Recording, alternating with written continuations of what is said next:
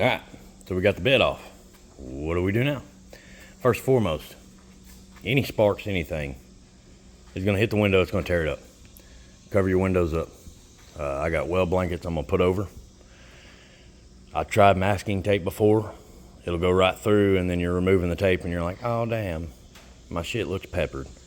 Well, don't do that. Put something thick over it so the sparks don't hit it. First and foremost, that's the first thing I do. Second thing I do is look for obstructions, like this wiring harness. It's held in by these little plastic tabs. I just pop them out with a flathead screwdriver. When I do my notch, I'm going to drill holes in it and I'm gonna pop them back in so it's out of the way. Exhaust, I'm gonna have to cut it right here on that side of the hanger so it can hold this fucking water heater up. I'm getting rid of spare tire, the heat shield, all that, the important stuff that you actually need. I'm getting rid of that. I'm gonna keep the tow hitch here so people can say, you can't even haul with it. Well, I might not be able to haul, but I will drag that shit down the highway. Gas tank. There's 2 bolts, front and back, that are holding in bands. You can drop that, you can move it out of the way, but there are a lot of things that you need to undo and pay attention to when you're doing it so you're not ripping it up. I'm gonna use a weld blanket, shove it down in between there.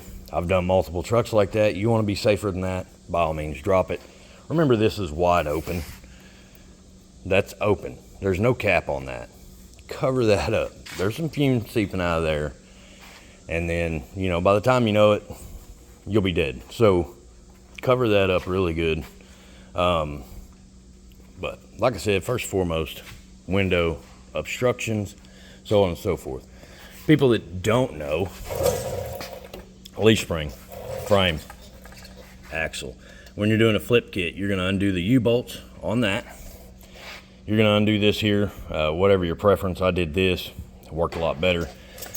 Once it's done, you take it from the top of the axle, swing it around, put it underneath, you bolt it back up. There's not much to it. On the kit that I bought, it's a saddle that goes underneath the axle. There's 2 holes. Well, it doesn't necessarily tell you anywhere what holes to line up with the bolt that's underneath there. However, you're going to want to line it up to where your axle is still straight. It's not kicked up like this. I don't even know why they have the hole unless it's just for a different model that you can use. Anyways, you don't want it like this. You want it like this. If you do it like this, there's gonna be bad vibrations. It's gonna ride bad, and then you're gonna be like, well, it rides like crap, so now I wanna lift it, throw big old tires and, you know, 15-inch spacers, and then you only wanna drive it around at a mall. So don't do that. Do it the right way. There's plenty of videos on that as well. Once I start getting everything to where I'm working on the notch, it'll be more of a stationary video. As of right now, I'm holding the phone, so if it seems like I have Parkinson's, I'm sorry, I need a monster. This is my notch. It's 1/4-inch plate. It is too short. I'm going to have to extend it both ways.